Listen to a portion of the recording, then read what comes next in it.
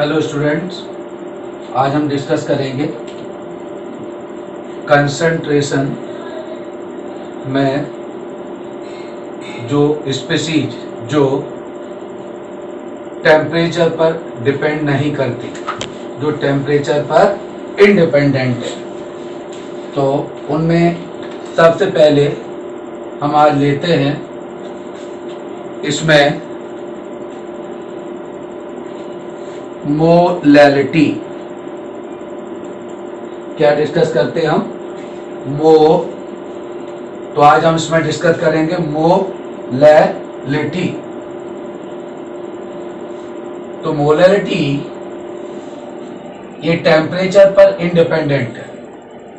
Molality temperature पर independent, यानी ये टेम्परेचर पर डिपेंड नहीं करती। ऐसे ही इसी चीज mole fraction, mass percentage, parts पर मिलियन, ये चार जो है वो टेम्परेचर पर डिपेंड नहीं करती। तो आज हम सॉल्यूशन के 4th लेक्चर में आज हम मोलैलिटी को डिस्कस करेंगे। मोलैलिटी आप सब जानते हैं, इससे पहले हमने मोलैलिटी पढ़ा हुआ था। मोलैलिटी टेम्परेचर पे डिपेंडेंट थी। तो यहां मोलैलिटी और मोलैलिटी में क्या डिफरेंस है, थोड़ा सा। मोलैलिटी में moles present in 1 litre, molality के अंदर मोल्स प्रेजेंट इन 1 लीटर, लेकिन मोलैलिटी के अंदर मोलैलिटी स्मॉल m से रिप्रेजेंट करेंगे। किससे? स्मॉल m से। वहां पर मोलैलिटी को हमने कैसे रिप्रेजेंट किया था? कैपिटल M से। तो molality represented by small m and define as the number of moles of gram of the solute present in 1 kg या 1000 ग्राम, 1 kg या 1000 ग्राम ऑफ द सॉल्वेंट, यानी 1 किलोग्राम में जो मोल्स आपकी प्रेजेंट है वो आपकी मोलैलिटी है। 1 किलोग्राम या 1000 gram of the solvent known as molality. Molality does not depend on temperature. ये टेम्परेचर पर डिपेंड नहीं करती। अब हम इसमें लेते हैं टेम्परेचर पे ये डिपेंड नहीं करेगी, और इसी में हम लेते हैं कि unit of molality is mole पर केजी। यूनिट क्या होगी इसकी? यूनिट ऑफ मोलैलिटी मोल पर केजी, मोल पर केजी, ये इसकी यूनिट है। किसकी? मोलैलिटी की, राइट। तो ये मोल पर KG. Molality does not depend on temperature, ये टेम्परेचर पर डिपेंड नहीं करेगी। अब हम इसमें लेते हैं मोलैलिटी के आगे फॉर्मूले डिस्कस करेंगे। अब आता है फर्स्ट फॉर्मूला है कि जब हमें मोलैलिटी निकालना, देखिए यहां पर मोलैलिटी फर्स्ट फॉर्मूला है, molality is equal to number of moles of the solute. क्या है? Number of moles of the solute into thousands upon weight of the solvent in gram, and number of moles of the solute, यानी solute के moles होंगे, weight of the solvent in gram, यानी solvent का जो total weight of the solvent in gram। ठीक है, तो ये कब हम लगाएंगे? जब number of moles of the solute दिया है और weight of the solvent in gram. ठीक है, तो ये इसको हम और कैसे दिखा सकते हैं इसको? ऐसे लिख सकते हैं कि स्ट्रेंथ पर 100 gram of solvent, strength acidic strength या बेसिक स्ट्रेंथ, स्ट्रेंथ पर 1000 ग्राम ऑफ सॉल्वेंट, पर 1000 gram of solvent upon molecular mass of solute. ठीक है, कैसे लिख सकते हैं? स्ट्रेंथ पर 100 ग्राम ऑफ सॉल्वेंट, स्ट्रेंथ पर 100 gram of solvent upon molecular mass of solute. Right, इसको अगर ऐसे दिया तो ऐसे भी हम इसको ले सकते हैं। राइट, अब आता है इसमें सेकंड फॉर्मूला आता है। सेकंड फॉर्मूला देखो जो आपके पास लिखा हुआ है यहाँ पर दिया है, तो molality equal to number of gram moles of solute, number of gram moles of solute upon weight of solvent in kg, weight of solvent in kg। तो इन फॉर्मूलों का अलग जैसे दिया है कि number of gram of moles of solute, क्योंकि हम आपको बहुत सारे जो न्यूमेरिकल हैं वो आपको एक अलग से जो क्लास होगी जो DCS, जिसके अंदर हम सारे न्यूमेरिकल को हम पूरा डिस्कस करेंगे। तो यहाँ बहुत सारे न्यूमेरिकल तो हम करा नहीं सकते, लेकिन कुछ फॉर्मूले पे आपके जो इम्पोर्टेंट है वहां पर हम आपको न्यूमेरिकल कराते चलते। तो सबसे पहले सेकंड फॉर्मूला था molality equal to number of gram moles of solute upon weight of solvent in kilogram. ठीक है, तो ये दो फॉर्मूले हैं, यानी ग्राम मोल्स ऑफ सॉल्यूट दिया हुआ है, weight of solvent in kilogram दिया हुआ है। अब हम लेते हैं थर्ड, तो इस पर हम कुछ न्यूमेरिकल सॉल्व करेंगे। यहां पर पहले तो हम इसके बारे में, थर्ड फॉर्मूला क्या है मोलैलिटी का? मोलैलिटी थर्ड है molality equal to weight of the solute, molality equal to weight of the solute into 1000 upon molecular weight of solute, molecular weight या molecular mass into weight of the solvent in gram. ठीक है, तो इस पर हम आपको question solve कराएंगे। इसको हम ऐसे भी कर सकते हैं, molality equal to small w into 1000 upon molecular mass, molecular weight of the solute into weight of the solvent, capital W।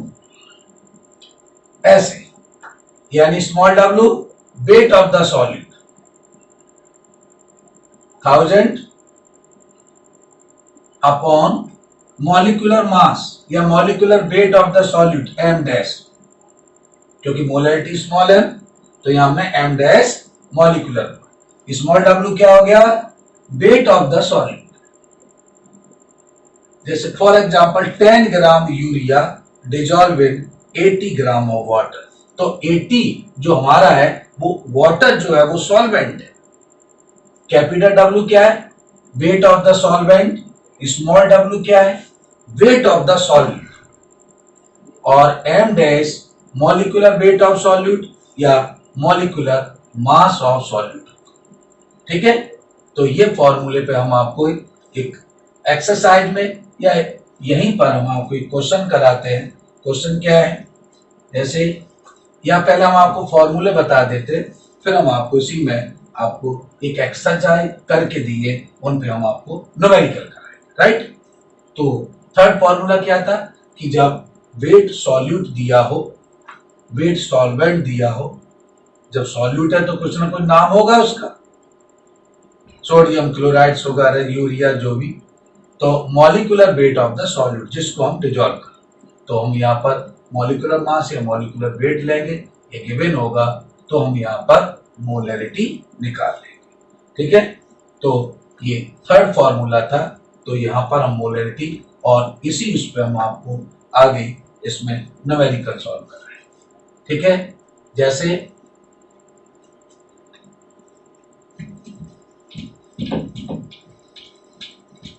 तो यहां पर अभी हम एक्सरसाइज में इसी फॉर्मूले पे आगे न्यूमेरिकल लेते हैं उसमें।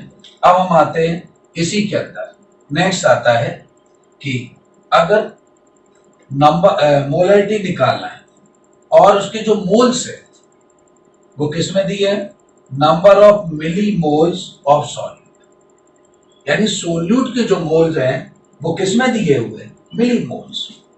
वहां लिखा होगा कि number of milli moles of solute, अब weight of the solvent in gram, तो total weight of solvent in gram, solvent दिया होगा वाटर या अदर सॉल्वेंट, तो हम इस फॉर्मूले का यूज करेंगे जब आपके पास जो मोल्स है वो किसमें है, वो मिली मोल्स हैं।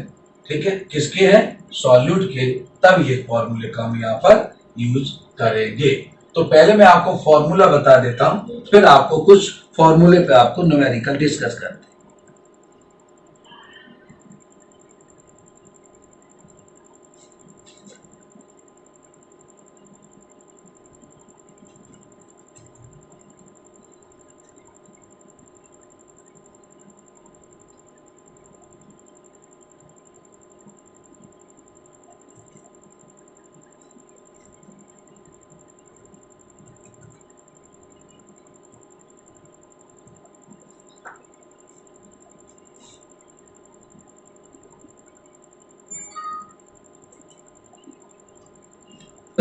हम इसमें लेते हैं कि चलो यहीं पर हम आपको एक न्यूमेरिकल सॉल्व करा देते। आगे हम देख रहे थे कि इसमें थोड़ा सा चेंज करके, हाँ देखिए इसमें अब आ गया फिफ्थ नंबर का फॉर्मूला। मोलरिटी आपको निकालना हो और सॉल्युबिलिटी दिया हो, क्या दिया हो, सॉल्युबिलिटी। तो इसमें हमने बहुत सारे फॉर्मूले, हमने और जगह जो फॉर्मूले यूज होते हैं वो हमने यहाँ लिखे हैं। तो मोलरिटी निकालना है, वहां सॉल्युबिलिटी दिया होगा, सॉल्युबिलिटी दिया हुआ है, और molecular weight of the solute कोई भी है तो molecular weight of the solute उससे हम डिवाइड करेंगे, तब हम इस फॉर्मूले का यूज करेंगे। तो क्या लिखेंगे, molarity equal to 10 solubility, solubility वहां दी होगी, upon molecular weight of the solute, molecular weight of the solute. ये फॉर्मूला हम मोलरिटी में तब यूज करेंगे जब आपके पास सॉल्युबिलिटी दी है, और सॉल्युबिलिटी किसकी दी है, सॉल्यूट की दी है, और फिर हम नीचे molecular weight of the solute, इस फॉर्मूले का यूज करेंगे। अब आता है 6। तो एनसीईआरटी में इतने सारे फॉर्मूले नहीं है, वो एक दो फॉर्मूले हैं, उन्हीं से। अब हमने ये सारे क्यों यहाँ पर लिखे हैं कि मान लो क्वेश्चन कहीं से भी आ जाता है, कहीं भी मोलरिटी का जहां भी यूज है, तो हमने वो सारे फॉर्मूले यहाँ निकाल के रखे हैं जो कि आपको यूज में आएंगे। तो ऐसे ही 6 नंबर का, तो 6 नंबर ये कब आएगा, जब मोलरिटी निकालना है।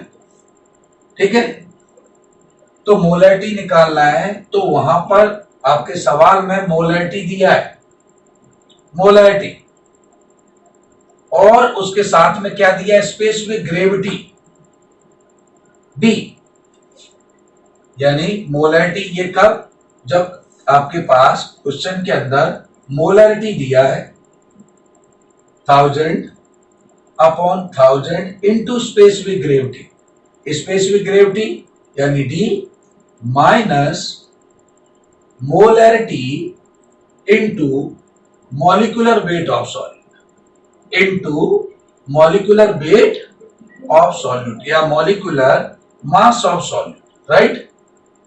तो ये 6 नंबर का फॉर्मूला है। ये कब यूज करेंगे, जब आपके पास मोलरिटी भी दिया है, आपके पास ग्रेविटी भी दिया है।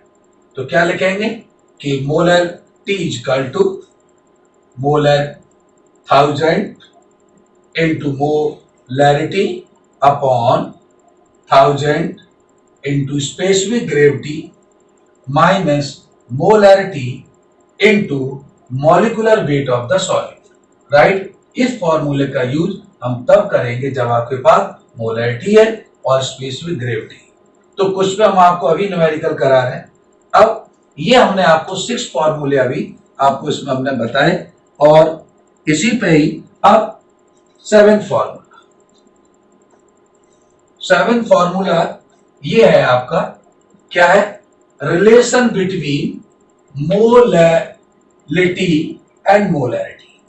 यानी रिलेशन हमें मोलैरिटी और मोलैलिटी में करना है, तो इस पे काफी क्वेश्चन आते हैं कि relation between molarity and molality. ठीक है, तो यहां पर एक मोलैरिटी जो है वो हम यहां पर स्मॉल m, ठीक है, मोलैरिटी क्या है स्मॉल m और मोलैरिटी क्या है कैपिटल M, राइट। तो इनके अंदर जो हमें रिलेशन जो है, आपको रिलेशन पे आता है क्वेश्चन, इस पे आता है मेंस आपके नीट में या फिर एडवांस के अंदर भी आ सकता है, लेकिन एडवांस में इसमें कम क्वेश्चन आते हैं। एडवांस पे आपका जो क्वेश्चन है वो क्वालिटेटिव प्रॉपर्टी से अच्छा बनेगा। ठीक है, तो 7 नंबर का क्या है क्वेश्चन कि जब हमें रिलेशन दिखाना है तो स्मॉल m तो मोलैलिटी है, तो molality equal to capital M। Capital M हमने यहाँ क्या लिखा है मोलैरिटी, ये क्या है यहाँ पर मोलैरिटी, ठीक है, मोलैरिटी अपॉन डी। डी क्या है यहां पर density, right, minus capital M। Capital M यहां पर क्या है मोलैरिटी, यानी आपके सवाल में मोलैरिटी दिया है, डेंसिटी भी दिया है और क्या निकलवा रहा है आपसे मोलैरिटी। तो molarity equal to molarity upon small D यानी density minus molarity into molecular mass, ये m डैश मॉलिक्यूलर मास, ठीक है, अपॉन 1000।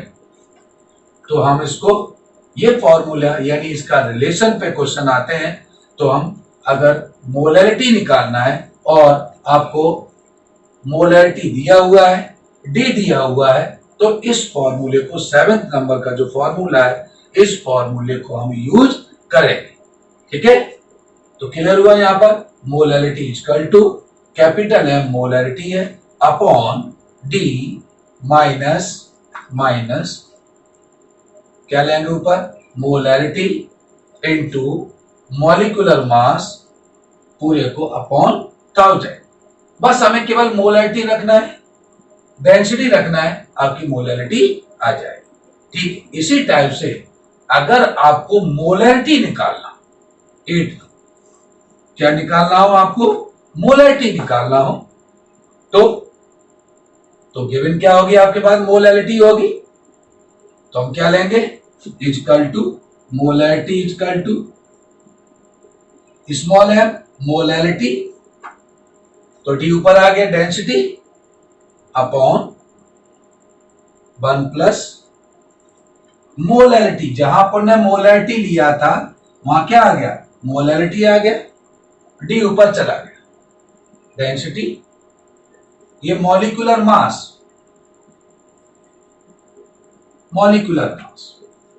ठीक है m डैश, तो ये मॉलिक्यूलर मास गिवन होगा, हम 1000 से डिवाइड करेंगे तो ये आपका मोलैरिटी निकाला था, मोलैरिटी दिया हुआ है, यहां मोलैरिटी निकाला है, यहां पर मोलैरिटी दी है, राइट। ठीक है, तो ये हमने यहां पर अभी आपको 8 फॉर्मूले, ठीक है, तो इन फॉर्मूले इस पे इंपॉर्टेंट है, तो यहां पर हम आपको सॉल्व करके बताएंगे यहां पर न्यूमेरिकल। अब हम लेते हैं एग्जाम्पल, ठीक है, तो एग्जाम्पल देखिए, तो क्या एग्जाम्पल है यहां पर, मैंने आपको जो फॉर्मूले कराए थे उस पर कुछ न्यूमेरिकल यहां कराते हैं, नहीं तो फिर हम वीक में एक ऐसा करते हैं कि जिसपे बहुत सारे न्यूमेरिकल, फिर हम एक साथ एक जिस दिन पीरियड लेंगे तो उस दिन हम आपको सारे एग्जाम्पल एक साथ में कराते जाएं। लेकिन यहाँ कुछ इसीलिए करा रहे हैं तो आपको थोड़ा सा अप्लाई करने आ जाए कि हम ऐसे इसमें क्वेश्चन में अप्लाई कर सकते हैं। ठीक है, तो सबसे पहले क्वेश्चन नंबर 1। तो क्वेश्चन नंबर 1 क्या है? 1.325 ग्राम 1.325 ग्राम एनहाइड्रस, एनहाइड्रस जिसमें वाटर नहीं है, anhydrous sodium carbonate, sodium carbonate का मास कितना दिया है? मॉलिक्यूलर मास कितना दिया? 106। ठीक है, डिजॉल्व्ड इन, कितने में डिजॉल्व है? तो यहां पर कैपिटल डब्ल्यू कितना हो गया? 250 ग्राम। ये सॉल्वेंट है, 250 ग्राम ऑफ वाटर। समझिए, स्मॉल डब्ल्यू कितना हो गया? 1.325। अब एम डैश मॉलिक्यूलर मास कितना है? 106, क्योंकि एनहाइड्रस नहीं होता तो 10H2 हो जाता वहां, इसीलिए वहां पर एनहाइड्रस सोडियम कार्बोनेट। तो कैलकुलेट द मोलैलिटी। तो बेटा यहां पर स्मॉल डब्ल्यू 1, ये आपका वेट ऑफ द सॉल्यूट हो गया। मॉलिक्यूलर मास किसका? Na2CO3 sodium carbonate, Na2CO3 sodium carbonate. अब dissolve in 250 gram of water. तो 250 ग्राम क्या है? कैपिटल डब्ल्यू, यानी वेट ऑफ द सॉल्वेंट। तो 250 ग्राम, तो क्या निकालना है हमें? मोलैलिटी निकालना है, राइट। चलिए, इतना क्लियर हुआ। हमारे पास स्मॉल डब्ल्यू आपको पता है, हमने फॉर्मूला बताया था, molality is equal to small W यानी weight of the solute into 1000 upon molecular mass of the solute into capital W. यानी आपको जो फॉर्मूला बताया था, तो यहां पर ये वेट ऑफ द सॉल्वेंट, यानी सॉल्यूट को कितने सॉल्वेंट पे डिसॉल्व किया है। तो सॉल्वेंट कितना है यहां पर? 250, राइट। तो यहां पर रखिए स्मॉल डब्ल्यू 1.325, तो इसके अंदर रखिए 1.325 इंटू 1000 अपॉन, क्योंकि sodium carbonate anhydrous molecular mass या मॉलिक्यूलर वेट 106, कितने के अंदर डिसॉल्व किया गया है? 250। तो सॉल्व कर लीजिए, ठीक है। तो कौन सा ऑप्शन होगा इसको? देखो यहां पर हम इसको सॉल्व करेंगे, कितना आ गया? तो 0 पॉइंट, देखो कितना आ रहा है सॉल्व होके? 0.05 मोल आ रहा है क्या? तो आपका ई ऑप्शन करेक्ट है। आंसर कितना आएगा? 0.05 मोल पर केजी, राइट। तो ऐसे क्वेश्चन है, यानी ये small W weight of the solute, molecular mass of the solute, ये वेट ऑफ द सॉल्वेंट जो अपने में डिसॉल्व कर, तो ये हमने आपको एक न्यूमेरिकल यहां पर बताया, ठीक है। अब हम लेते हैं next.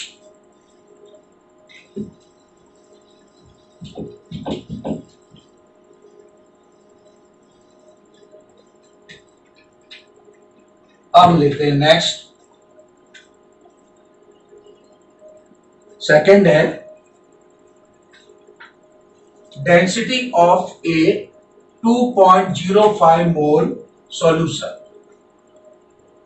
Density 2.05 mole solution acidic acid in water, acidic acid in water, ठीक है, ध्यान रखना। इन वाटर इज 1.02 ग्राम, 1.20 ग्राम पर है। The molality of solution is, देखो बेटा ये आपका 2.05 क्या दिया? मोल, मोलैलिटी दी है, मोल। एसिडिक एसिड का फॉर्मूला क्या है? CH3COOH, ठीक है। तो एसिडिक एसिड, अब यहां पर लेकिन बोल क्या रहा है यहाँ पर कि आपको मोलैरिटी निकालना है। मोलैरिटी दिया है, मोलैरिटी निकालना है। तो मैंने आपको अभी 7 या 8 नंबर के जो फॉर्मूले थे वो हमने बताए थे। तो वहां पर जो रिलेशन वाला, क्योंकि यहाँ पर मोलैरिटी दिया है और डेंसिटी भी दे दी, डी दे दिया है स्पेशल ग्रेविटी, तो हमें मोलैरिटी निकालना है। तो पहले तो आपको ये समझना हो कि आपको पहले क्वेश्चन को अच्छे ढंग से पढ़िए तो इसके अंदर पूछा क्या गया है और कौन से नंबर का फॉर्मूला, कौन सा फॉर्मूला यहां पर लगना है।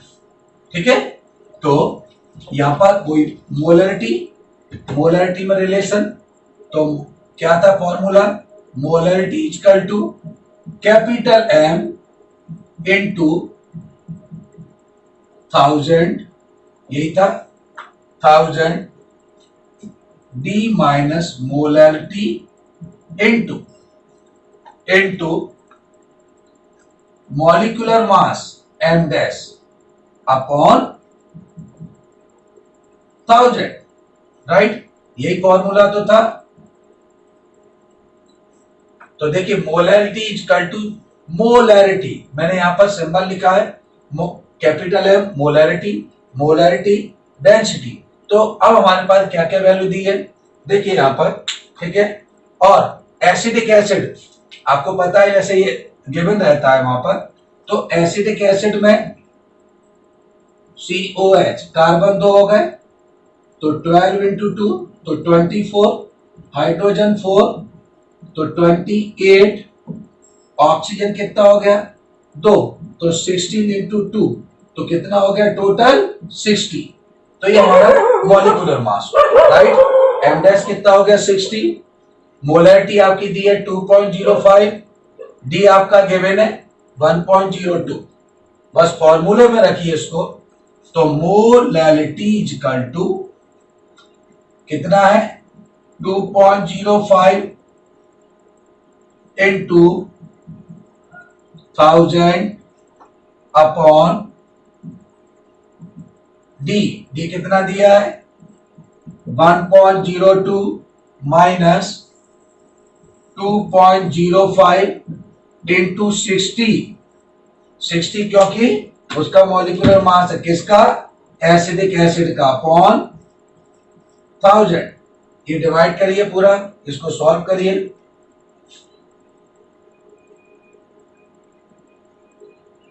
सॉल्व करो यहां, तो मोलैरिटी हमने रख दिया 2.05, ये 1.02, मोलैरिटी 2.05 इंटू 60, ठीक है। अब देखो यहां पर क्या आंसर आ रहा है अपना, सॉल्व करो इसको पूरा, कैंसिल करके डिवाइड करके, तो ये आंसर आपका जो आ रहा है वो है बी 2.28 मोल पर लीटर। तो बेटा ये रिलेशन ध्यान रखिए, यहां मोलैरिटी गिवन है और मोलैरिटी निकालना है। अगर ऐसा ही कोई क्वेश्चन होता जहां मोलैरिटी गिवन होता, क्या होता, मोलैरिटी वहां पर गिवन होता और आपको मोलैरिटी निकालना होता, तो हम इसका जो capital M equal to small M density ऊपर पहुंच जाता, ठीक है। तो इस टाइप से हम यहाँ पर ये फॉर्मूला हमने लगाया और आंसर क्या आ गया 2.28 मोल पर केजी। एक और क्वेश्चन है नेक्स्ट इसी टाइप का,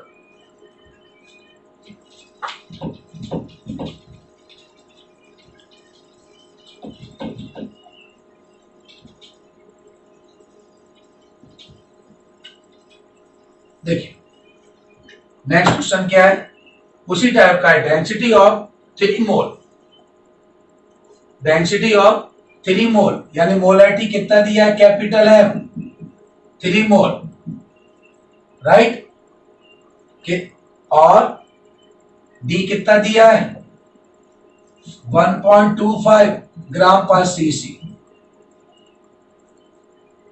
अब किसका सॉल्यूशन है, सॉल्यूट NaCl, तो NaCl सोडियम कितना होता है 23, क्लोरीन हो गया 35.5, राइट, तो कितना हो गया 58.5, तो ये हमारा मॉलिक्यूलर मास हो गया। तो जो अभी हमने आपको जो क्वेश्चन सॉल्व कराया था एज इट इज उसी जैसा है, मोलरिटी निकलवा रहा है, तो उसी फॉर्मूले में आप इसको रखिए। देखो ये दे दिया मॉलिक्यूलर मास 58.5, डी दिया ही हुआ है 1.25 और मोलरिटी आपकी दी है 3 मोल। तो आपने उस फॉर्मूले के अंदर रखें, उस फॉर्मूले में देखिए, तो molarity equal to capital M into 1000 upon D minus capital M into molecular mass, ठीक है। और ये फॉर्मूला है, अभी हमने बताया था, इस फॉर्मूले के अंदर वैल्यू रख दीजिए, आंसर आ जाए। मैंने आपको बोला कि रिलेशन पे क्वेश्चन आता, ठीक है। तो यहां पर रखिए वैल्यू, कितना दिया है आपका 3 मोल, डेंसिटी कितना दिया है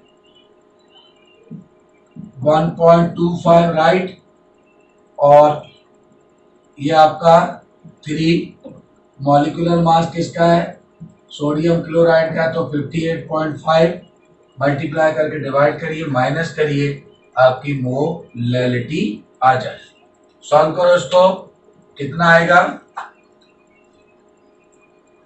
तो पहले आप उस क्वेश्चन को अच्छे ढंग से पढ़ा करें कि उसके अंदर क्या क्या चीज गिवन है और कौन सा फॉर्मूला वहां पर अप्लाई करेंगे। तो देखो इसमें आंसर क्या सही है, यहां पर कितना आ रहा है, सॉल्व करो, मल्टीप्लाई करिए, तो आंसर आपका अप्रॉक्स 2.79 या 2.28,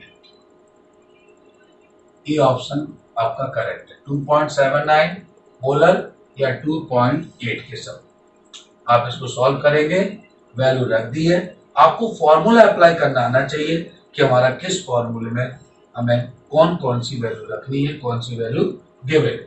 तो ये मैंने आपको अभी मोलैलिटी आपको बताया। मोलैलिटी और टेम्परेचर पर डिपेंड नहीं करती, और टेम्परेचर पर डिपेंड नहीं करेगी। तो ये वो 4 वो हैं, molality, mole fraction, mass percentage और पीपीएम, पार्ट्स पर मिलियन, ये चारों जो है वो टेम्परेचर पर डिपेंड नहीं करती। तो आज हमने आपको मोलैलिटी बताया। मोलैलिटी के हमने अबाउट 8 फॉर्मूले बताए, जिसमें कुछ फॉर्मूले पे मैंने आपको वैल्यू सॉल्व करके आपको बता दी। और अब हम आप जो सीट देंगे, जो हम लोग डीपीपी वगैरह जो सीट दे रहे हैं, उनमें सभी फॉर्मूले पे क्वेश्चन है, वो आपको प्रोवाइड करा दें। अब हम लेते हैं नेक्स्ट, अब सेकेंड स्पीशीज लेते हैं।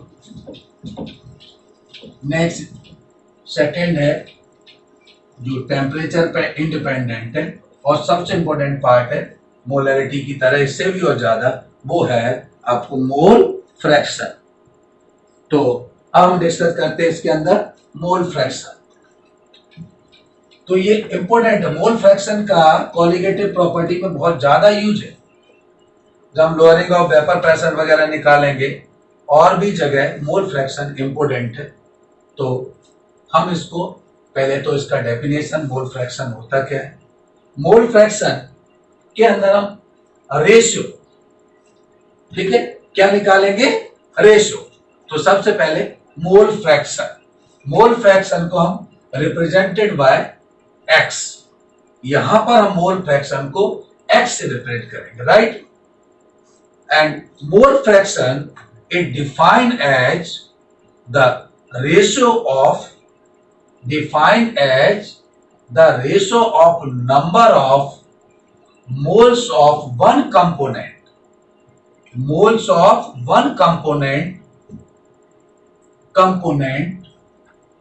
of the total number of moles, all the components present in solution।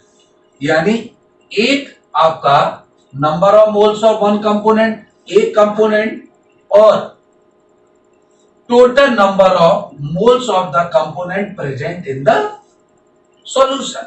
एक कंपोनेंट है और सॉल्यूशन के अंदर 2 और मोर कंपोनेंट है, तो उन सभी का हम रेशियो निकालें, और रेशियो निकालना ही मोल फ्रैक्शन है। राइट? डेफिनेशन क्या है? Mole fraction is defined as the ratio of number of moles of one component of the total number of moles of all the component present in the solution। यानी एक component moles यानी one component और total number of moles of all component, इन सब का ratio अगर हम निकालेंगे वो आपका मोल फ्रैक्शन। अगर एक सॉल्यूट है जैसे ग्लूकोज इन वाटर,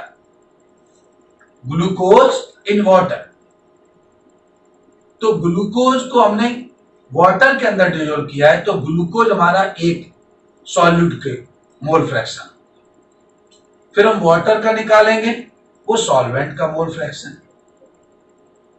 फिर हमें टोटल निकालना होगा, तो हम टोटल निकालेंगे तो दोनों के प्लस कर देंगे, और दोनों को प्लस करेंगे तो आपका 1 आएगा, वो आंसर करेक्ट। तो पहले हमने mole fraction is defined as the ratio of number of mole of one component of the total number of moles of all the components present in the solution। ठीक है? and mole fraction is denoted by या represented by x। Mole fraction को हम x से denoted करेंगे, x से हम इसको रिप्रेजेंट करेंगे। हो गया क्लियर? यानी एक जो number of moles of one component and number of moles of all component present in solution, यानी एक कंपोनेंट और उस सॉल्यूशन के अंदर जितने भी कंपोनेंट्स हैं उन सभी का हम रेशियो निकालेंगे, और वो आपका मोल फ्रैक्शन, सॉल्यूट का मोल फ्रैक्शन, सॉल्वेंट का मोल फ्रैक्शन, फिर हम टोटल। तो मोल फ्रैक्शन रिप्रेजेंटेड बाय या डिनोटेड बाय x, तो हम मोल फ्रैक्शन को हम x से रिप्रेजेंट करेंगे। मोल फ्रैक्शन भी एक ऐसा स्पीशीज है, एक ऐसी वो है कि जो टेम्परेचर पर डिपेंड नहीं करता, एक इंडिपेंडेंट टेम्परेचर, राइट? मोलैरिटी की तरह।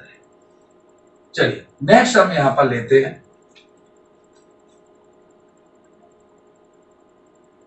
अब हम mole fraction. Mole fraction of component is equal to, तो पहला फॉर्मूला क्या बनता है? Mole fraction of component is equal to number of moles of component.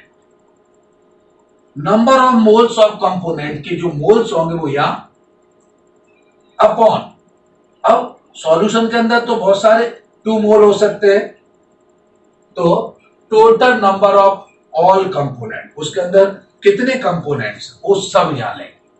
ऊपर जिसका निकालना है, जैसे हमने ग्लूकोज इन वाटर मान लो 2 और दिए, तो ग्लूकोज का पहले हम निकालेंगे, तो ग्लूकोज 1 हो गया, तो number of moles of component upon total number, total में x और y है, तो यह हम total number of all components. ठीक है? तो ये फॉर्म डायरेक्ट अगर लिखा हुआ है कि number of moles of component upon total number of all components, तो ये फर्स्ट फॉर्मूला हुआ कि हम ऐसे मोल फ्रैक्शन। अब आता है कि जब हमें मोल फ्रैक्शन एक का निकालना है, एक का निकालना, तो एक के लिए कैसा है? मान लो सॉल्यूट का निकालना है, जैसे for example glucose in water, तो ग्लूकोज हमारा सॉल्यूट हुआ, तो पहले हम सॉल्यूट के मोल निकालेंगे। तो यहां हमने जो पहले दिया है कि 10 gram glucose in 50 gram of water, तो 10 ग्राम हमारा ग्लूकोज है, तो x से हमारा क्या हो जाएगा? मोल फ्रैक्शन ऑफ सॉल्यूट, पहले मोल फ्रैक्शन ऑफ सॉल्यूट, तो हम सेकंड फॉर्मूले में कि mole fraction of solute X A is equal to small N upon small N plus capital N. अब यहां थोड़ा समझने की, small N upon small N plus capital N, तो यहां पर स्मॉल एन क्या है? Moles of solute, right. Small N क्या है यहां पर? Moles of solute. तो मोल्स ऑफ सॉल्यूट, तो हम इसको कैसे लिख सकते हैं? Moles of solute, moles of solute is equal to small W upon M dash. ये स्मॉल एन है, मोल्स ऑफ सॉल्यूट, सॉल्यूट के मोल्स, तो हम कैसे करेंगे? Small N is equal to small W upon M dash. आपको small W मालूम है कि weight of the solute, small W क्या है? Weight of the solute. जैसे मैंने बोला 10 ग्राम ग्लूकोज, तो 10 ग्राम हमारा क्या हो गया? स्मॉल डब्ल्यू हो गया। अब ग्लूकोज, तो ग्लूकोज क्या होगा? M dash molecular mass. Glucose का क्या होता है? C6H12O6, तो 180 इसका मॉलिक्यूलर मास। तो आप पहले स्मॉल एन निकाल लीजिए। स्मॉल एन, चलो हम यहां लिख देते हैं। तो स्मॉल डब्ल्यू कितना है बेटा? ठीक है, तो जैसे हमने मान लो अभी 10 ग्राम ग्लूकोज, तो स्मॉल डब्ल्यू कितना हो गया? 10, मॉलिक्यूलर मास कितना है? 180। तो ये हम सॉल्व करेंगे तो ये हमारा क्या आ जाएगा? Small N. तो ध्यान रखिए आप कि small N upon small N plus capital N, ये सॉल्यूशन के अंदर दो कंपोनेंट, आपका सॉल्वेंट के मोल और सॉल्यूट के मोल, राइट। तो देखिए यहां पर, तो mole fraction of solute X is equal to small N upon small N plus capital N. तो where small N moles of solute, solute समझ रहा है जिसको डिजॉल्व किया जा रहा है। अब तो moles of solute is equal to small W upon M dash, where small W is weight of the solute, M dash solute का मॉलिक्यूलर मास या मॉलिक्यूलर वेट। तो हम ऐसे सॉल्व कर लेंगे। अब हम आते हैं solvent capital N. Capital N क्या है बेटा? इसी तरह से capital N moles of solvent, capital N क्या है? कि मोल्स ऑफ सॉल्वेंट, यानी सॉल्वेंट के अंदर कैपिटल एन इक्वल टू क्या होगा? Capital W upon capital M dash, where capital W weight of the solvent, ये सॉल्वेंट का वेट है, M dash molecular mass of the solvent. जैसे मैं अभी बता रहा था कि 60 ग्राम ऑफ वाटर, तो वाटर हमारा सॉल्वेंट हुआ कि नहीं? तो कैपिटल डब्ल्यू 60 हो गया, और वाटर क्या होता है? H2O, तो मॉलिक्यूलर मास कितना हो गया? 80, यानी 60 अपॉन 80, तो ये हमारा कैपिटल एन आ गया। तो ये जो वैल्यू स्मॉल एन और कैपिटल एन दोनों को रख देंगे, तो ये हमारा मोल फ्रैक्शन ऑफ सॉल्यूट है। यानी पहले आप स्मॉल एन और कैपिटल एन निकालें। बस आप इतना ध्यान रखिए, स्मॉल एन जो है वो सॉल्यूट के मोल है, कैपिटल एन जो है वो सॉल्वेंट, राइट। ऐसे ही, ये तो मैंने मोल फ्रैक्शन ऑफ सॉल्यूट बताया, ऐसे ही आगे मोल फ्रैक्शन ऑफ सॉल्वेंट देखिए। अब मोल fraction of solute, solvent, solute का तो मैंने बता दिया। तो मोल फ्रैक्शन ऑफ सॉल्वेंट, तो यहां हमने एक्स भी ले लिया, एक्स ए सॉल्यूट का था, एक्स भी सॉल्वेंट का मोल फ्रैक्शन है। तो सॉल्वेंट का mole fraction capital N upon capital N plus small N, तो capital N X B capital N upon capital N plus small N. अभी मैंने आपको बता ही दिया है कैपिटल एन क्या है? सॉल्वेंट के मोल, सॉल्वेंट के मोल मैंने आपको निकालना बताया ही था, capital W upon capital M dash, M dash mean molecular mass, नहीं तो वहां भी मोल ठीक है, ऐसे स्मॉल एन मैंने बताया था अभी, small W upon small M dash यानी weight of the solute, molecular mass of the solute. तो दोनों के कैपिटल एन और स्मॉल एन, जरूर नहीं कि दो हों, और बढ़ा सकते हैं, तीसरा भी आ सकता है। तो हम तीनों अलग अलग करके निकाल, पहले स्मॉल मान लो उसको हमने ए ले लिया, सॉल्व यहाँ इसको बी ले लिया, एक को सी ले लिया, तो यहाँ टोटल आपके कंपोनेंट्स आ जाए, राइट। चलिए, तो ये क्या था, mole fraction of solvent. Mole fraction of solvent X B equal to capital N यानी moles of solvent upon moles of solvent plus moles of solvent. इनको हम सॉल्व करेंगे, राइट। तो पहले तो हम देखेंगे कि आपके पास जो न्यूमेरिकल है उसके अंदर पूछा क्या गया, सॉल्यूट के निकालना है कि सॉल्वेंट के मोल सॉल्वेंट का मोल फ्रैक्शन निकालना है कि टोटल निकालना है। अगर आपको टोटल पूछा जाए, एक्स टोटल यानी X total mole fraction equal to जो एक्स ए निकाला, एक्स बी ए, दोनों को निकालने के बाद हम इसको प्लस कर देंगे, प्लस करने पे वैल्यू 1 आएगी, तो समझ लीजिए हमारा आंसर करेक्ट है, राइट। तो total mole fraction equal to X A plus X B, अगर तीसरा होता तो X C, X A plus X B plus X C equal to 1, तो हमारा जो आंसर आया वो कितना आएगा, 1 आएगा। तो पहले मैंने आपको फॉर्मूला बताया कि मोल फ्रैक्शन जो है वो एक्स से रिप्रेजेंट करेंगे, और यहां पर हम क्या लेते हैं, ratio, one component and ratio of all component present in solution, सबका रेशो निकालते हैं, ठीक है। मोल फ्रैक्शन जो है वो टेम्परेचर पर डिपेंड नहीं करता, टेम्परेचर इंडिपेंडेंट स्पीशीज, ठीक। तो मैंने mole fraction of solute, second mole fraction of solvent, फिर दोनों को solute plus solvent equal to 1, वो आपका मोल फ्रैक्शन होगा, ठीक है, टोटल। तो ये मैंने आपको मोल फ्रैक्शन बताया, और मोल फ्रैक्शन अब हम इसमें दो न्यूमेरिकल सॉल्व करते हैं। हम लेते हैं न्यूमेरिकल, यानी इसमें कुछ एक फॉर्मूला भी हो कि relation between molarity and mole fraction. अगर आपको रिलेशन निकालना, रिलेशन ये यहां लिखो, ठीक है, रिलेशन, तो आपको मोलैरिटी निकालना है और मोल फ्रैक्शन दिया होगा, ठीक है।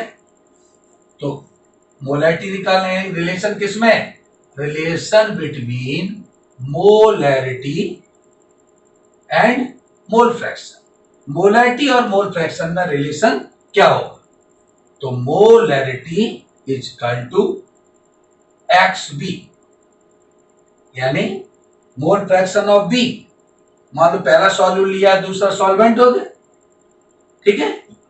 तो X B mole fraction into D, density दी 1000 upon mole fraction of A यानी सॉल्यूट इनटू मॉलिक्यूलर मास, ये एम डैश यानी मॉलिक्यूलर मास, किसका मॉलिक्यूलर मास, या सॉल्यूट का मॉलिक्यूलर मास, ठीक है। जैसे ग्लूकोज इन वाटर, तो ग्लूकोज का मॉलिक्यूलर मास, ये उसका mole fraction, plus X B, X B क्या है वहां पर, मोल फ्रैक्शन ऑफ बी यानी सॉल्वेंट का मोल फ्रैक्शन, और ये molecular mass of the solvent, right. तो इस टाइप से हम यहां पर फॉर्मूला ले लेंगे कि उसके अंदर रिलेशन क्या है, relation in between mole fraction and molarity, sorry mole fraction, molarity and mole fraction, mole fraction और मोलैरिटी में क्या रिलेशन है, राइट। तो ऐसे हमने यहां पर कि मोलैरिटी आपको निकालना है, मोल फ्रैक्शन बी का दिया है, डी डेंसिटी दिया है, और ए का मोल फ्रैक्शन, तो सी का मॉलिक्यूलर मास है, plus X B mole fraction of B, और बी यानी वो सॉल्यूट है तो सॉल्वेंट का हो जाएगा मोल फ्रैक्शन, और m डैश सॉल्वेंट का मॉलिक्यूलर वेट। तो ये रिलेशन मैंने आपको किसका बताया, मोल फ्रैक्शन और मोलैरिटी के बीच, राइट। अब हम इसी में अगर x निकालना है, इसी को एक और आगे बढ़ाते हैं। देखिए रिलेशन बिटवीन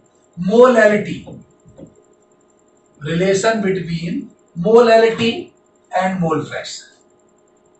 अगर मोलैरिटी के बीच निकालना है, ठीक है, मोलैरिटी और मोल फ्रैक्शन निकालना है,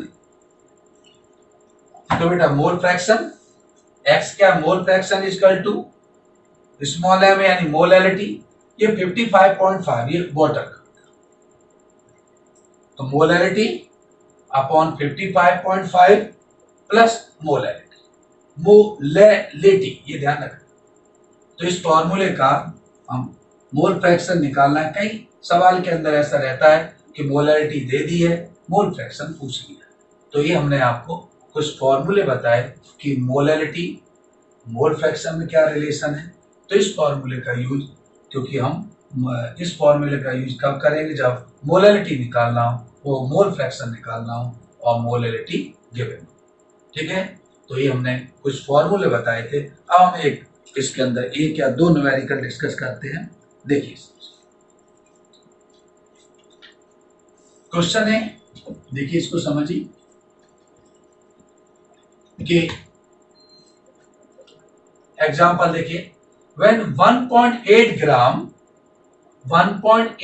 gram glucose dissolve in 90 gram of water, जैसा कि अभी हम बता रहे थे।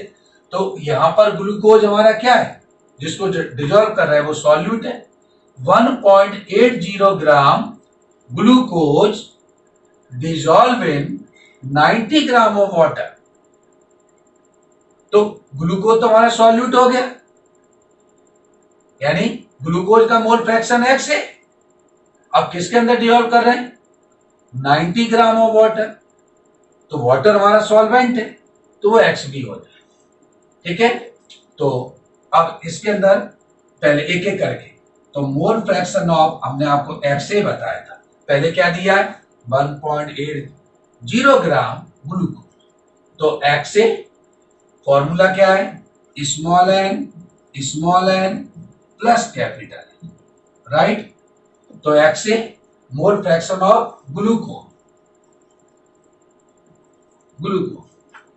ठीक। ग्लूकोज स्मॉल n आपको हमने बताया था अभी, स्मॉल n होगा moles of solute molecular mass of 10, right. तो स्मॉल w कितना है 1.80 अपॉन 180, ठीक है। तो हम यहां पर सॉल्व करेंगे, देखिए तो देखो बेटा 1.80 अपॉन कितना 180, तो कितना हो गया 0.01, ठीक है 0.01। ऐसे ही हम capital N moles of solvent, तो capital W upon capital M, तो कैपिटल W कितना है बेटा आपका 90, वाटर का मॉलिक्यूलर मास 80, तो 5 आ गया, ठीक है। तो स्मॉल n कितना है 0.01, कैपिटल N कितना आ गया 5। अब इस फॉर्मूले में रख दो, तो फॉर्मूले में रखिएगा, तो mole fraction of glucose equal to कितना आया था स्मॉल n 0.01 प्लस 5। आप इसको सॉल्व करेंगे तो हमारा क्या आ जाएगा, मोल फ्रैक्शन कितना, ग्लूकोज का ही पूछा गया, तो ग्लूकोज का पूछा गया तो कितना आ गया, इसको प्लस करके आप डिवाइड करेंगे तो देखो कितना आ रहा है 0.019 आ रहा है क्या आंसर, तो ये आएगा 0.00199, ये ग्लूकोज का आ गया, एक्स से आया। मान लो चलो इसमें तो केवल ग्लूकोज का मोल फ्रैक्शन पूछा गया था, अगर इसमें और आगे बढ़ाते, समझ ना, मान लो टोटल मोल फ्रैक्शन पूछा होता, टोटल, तो एक्स बी रख दें direct, capital N upon capital N small N, तो कैपिटल एन कितना है 5/5 प्लस 0.01, तो ये हमारा वाटर का मोल फ्रैक्शन है, राइट। फिर हम क्या करेंगे टोटल, तो X total is equal to X A plus X B, तो दोनों को हम प्लस कर देंगे तो 1 आ जाएगा, तो ये हमारा क्या होगा, मोल फ्रैक्शन होगा, यानी किसका, टोटल। लेकिन इस क्वेश्चन के अंदर केवल मोल फ्रैक्शन ऑफ ग्लूकोज पूछा गया है, तो हमने ग्लूकोज का निकाला, ऐसे हम एक्स बी वाटर का, और फिर दोनों के हम निकालने के बाद प्लस कर देंगे, वो टोटल मोल फ्रैक्शन, राइट। तो ये आपका एक एग्जांपल हो गया। ऐसे ही हम नेक्स्ट एग्जांपल लेते हैं एक और इसमें, फिर आगे चल के जब लोअरिंग ऑफ वेपर प्रेशर वगैरह वहां क्वालिटेटिव पढ़ेंगे तो वहां काफी इंपॉर्टेंट इनका यूज है। अब देखिए इसमें नेक्स्ट क्वेश्चन क्या है, calculate the mole fraction of benzene in solution containing 30 gram by mass in carbon tetrachloride. समझ ना इसको, यानी calculate the mole fraction of benzene, तो बेंजीन हमारा सॉल्यूट है, क्योंकि बेंजीन किसके अंदर डिसॉल्व है, CCl4 कार्बन टेट्राक्लोराइड, राइट। किसके अंदर डिसॉल्व है, कार्बन टेट्राक्लोराइड के अंदर है। तो देखो इसमें बेंजीन क्या होता है, C6H6, तो 12 into 6 72 और 6 हाइड्रोजन, तो कितना हो गया 78। तो केवल बेंजीन का पूछा गया है। अच्छा, formula XA small N plus capital N, तो स्मॉल एन हमारा वही है मोल्स ऑफ सॉल्यूट, तो यहां सॉल्यूट क्या है, बेंजीन। बेंजीन कितना दिया है आपका, यहां पर सॉल्यूट क्या है हमारा, बेंजीन, ठीक है, समझते चलना है इसमें सॉल्यूट, तो 30% यानी मीन्स 30 ग्राम, तो small N small W upon M dash, तो कितना परसेंट, 30% आपका बेंजीन है, तो बचा हुआ भाई परसेंट, बचा हुआ आपका क्या है, सॉल्वेंट कितना है 70%, तो हम स्मॉल डब्ल्यू कितना हो गया 30/78, सॉल्व करो 30/78, सॉल्व करिए कितना आ रहा है, अप्रॉक्स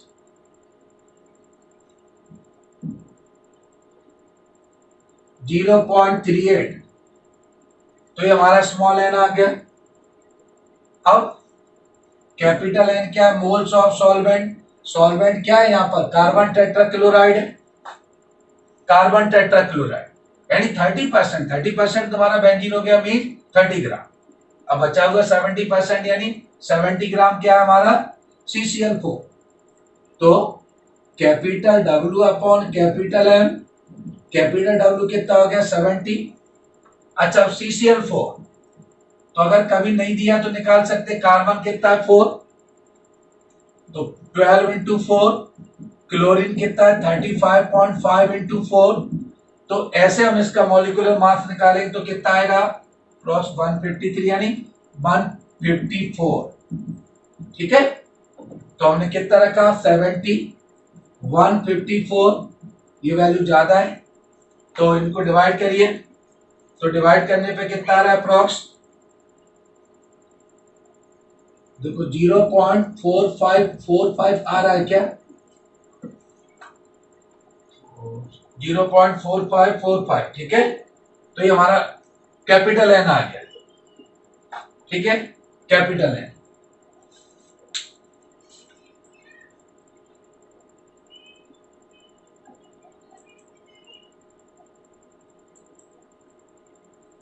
देखिए यहां पर कैपिटल एन आ गया।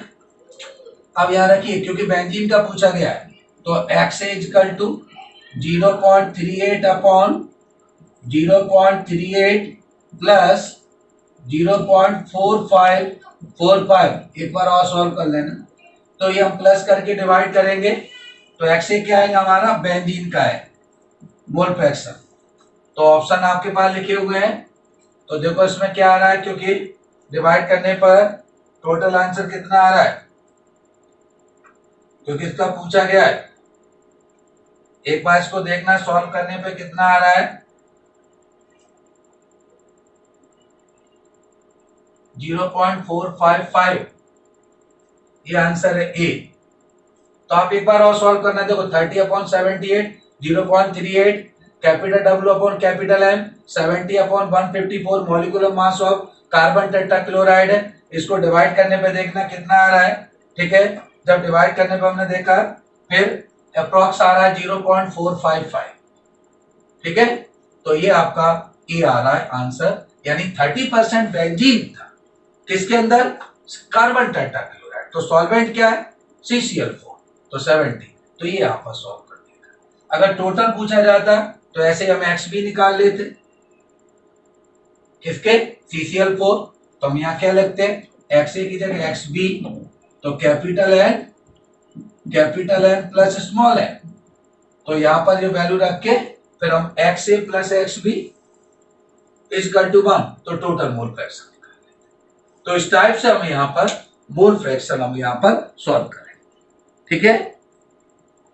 तो आज हमने क्या डिस्कस करा यहाँ पर, आज मोलैलिटी, मोल फ्रैक्शन, ठीक है। तो ये कंसंट्रेशन की वो मोलैलिटी, मोल फ्रैक्शन जो टेम्परेचर पे डिपेंड नहीं करती। ऐसे ही एक दो छोटी छोटी और वो है, जैसे वेट परसेंटेज या मास परसेंटेज और पीपीएम, ये जो है इनको हम और नेक्स्ट लेक्चर में आगे ले लेंगे। और आज हमने मोलैलिटी, मोल फ्रैक्शन दोनों डिस्कस किया है, ठीक है।